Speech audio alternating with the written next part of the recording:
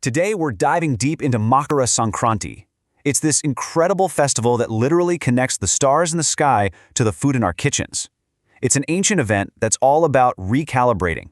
Not just our calendars, but our bodies, our relationships, and our place in the universe. So, let's start with a puzzle. You've got festivals like Diwali and Holi, and their dates, they dance all over the calendar each year, right? But Makara Sankranti, it's incredibly consistent. It's almost always on January 14th or 15th. So why is that? Well, the answer really gets to the very heart of what this festival is all about. And here it is. This is the big secret. Most Hindu festivals, they're on the lunar calendar. They follow the moon.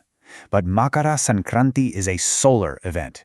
It has nothing to do with the phases of the moon and everything to do with the sun's precise, predictable journey through the zodiac. It's like an astronomical anchor in a sea of shifting festival dates. All right, so here's our roadmap for this explainer. We're going to start with the astronomy, the cosmic clock itself. Then we'll dive into the epic stories that give it all meaning. We'll see how it's celebrated across India, uncover some of the hidden science in its traditions, and finally, bring it all home to see what it means for us today. Okay, let's get into it. We're going to start with the core astronomical event. We're talking about the cosmic gears that click into place right around the middle of January, kicking this whole celebration into motion. First, let's just decode the name, Makara. It's the Sanskrit word for the zodiac sign of Capricorn, often imagined as this celestial sea creature. So you can think of it as a specific neighborhood of stars that the sun is about to move into. And Sankranti? Well, that's the action. It's the sun's actual transition, its movement from one zodiac house to the next. Now, this transit happens 12 times a year, once a month, but the sun's entry into Makara, or Capricorn, is considered the most spiritually potent one of all. Now, this transition kicks off something absolutely massive, a 6-month period known as Uttarayana. This marks the sun's journey north. It's the official signal that the days are getting longer, brighter, and it's the start of what the ancient texts call the Day of the Gods, a sacred time of awakening and positivity. And this is where things get really fascinating. About 1,700 years ago, Sankranti and the winter solstice were on the exact same day. But because of something called axial precession, which is basically a slow 26,000-year wobble of our planet's axis, kind of like a spinning top losing steam, the date slowly drifts forward. It shifts by about 1 day every 72 years. It's this incredible slow-motion dance between our planet and the stars. Okay, so we've got the astronomy locked down. But what makes this a festival? What gives this celestial event its profound human meaning? Well, for that, we have to look at the epic Puranic stories that are woven right into the fabric of this day. Our first story is a big one, right from the Mahabharata. It's about the great patriarch Bhishma. Mortally wounded in battle, he's lying on a bed of arrows. But he has this divine gift. He can choose the moment of his own death. And he deliberately waits for 51 nights for the exact moment Uttarayana begins, believing that this auspicious window in time would grant him instant liberation, or moksha. Next, we have a powerful family drama playing out in the heavens. The sun god Surya actually sets aside his ego and goes to visit his estranged son Shani, who we know as Saturn, in Shani's own house, which is Capricorn. This divine act of reconciliation is this potent symbol of humility, forgiveness, and the importance of healing broken family bonds. And finally, we have a story that explains why holy rivers are so central to this day.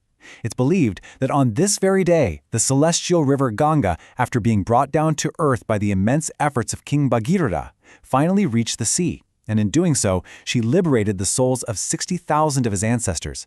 This is why, to this day, millions take a holy dip in the rivers on Makara Sankranti.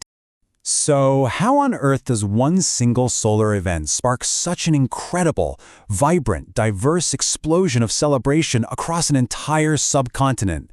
Let's take a look. The best way to think about it is like a huge orchestra. The sun's transition into Capricorn, that's the steady underlying beat. But every region plays its own unique, beautiful melody. You've got the holy dips and huge bonfires of Lohri in the north, the overflowing pots of Pongal in the south, the amazing community feast of Magh Bihu in the east, and of course, the sky is just filled with kites for Uttarayan in the west. Same sun, so many beautiful songs. But here's the thing. These traditions, they aren't just colorful customs passed down for fun. Let's peel back the layers and uncover the really sophisticated science that's hidden inside them, bridging ancient wisdom with what we understand today. So take the classic tradition of eating sesame or till and jaggery, gul. This isn't just about having a sweet treat. It's actually a precise Ayurvedic prescription. See, at the peak of winter, the body can get sluggish. Sesame is known to be heating and hydrating. Jaggery purifies the blood and gets your digestive fire going. Put them together and you've got a perfect metabolic reset for your body. And the science doesn't stop there. It is woven into almost everything. Flying kites?